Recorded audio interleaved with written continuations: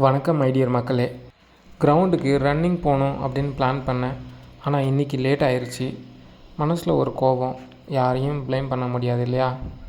அப்போது ஒரு சின்ன தாட்டு, ஈவன் இஃப் லேட் கோ அப்படின்ற மாதிரி.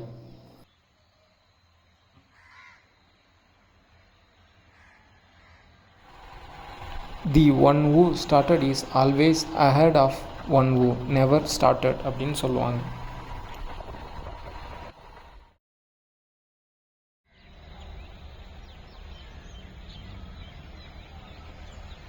ரன்னிங்கை முடிச்சுட்டு நான் பூங்குடி இட்லி கடைக்கு போய் சாப்பிட்லான்னு போனேன்.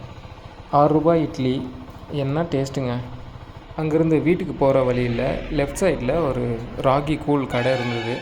சரி நம்ம சாப்பிட்லான்னு வண்டியை நிறுத்திட்டு வாங்கி சாப்பிட்டாங்க. என்ன டேஸ்ட்டு அப்பா! நிஜமாகவே எப்போவுமே நம்ம ஃபுட்டு அது நம்மளுடைய ரூட்ஸ் இல்லையா?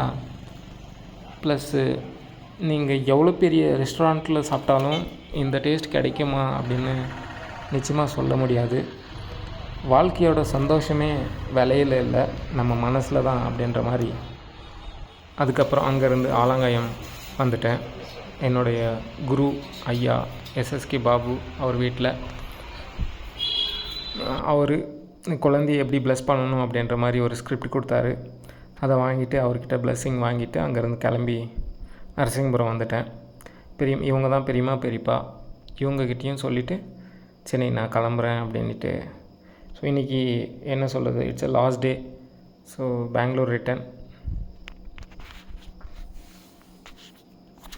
அப்பாவும் வரேன்னு சொன்னார்.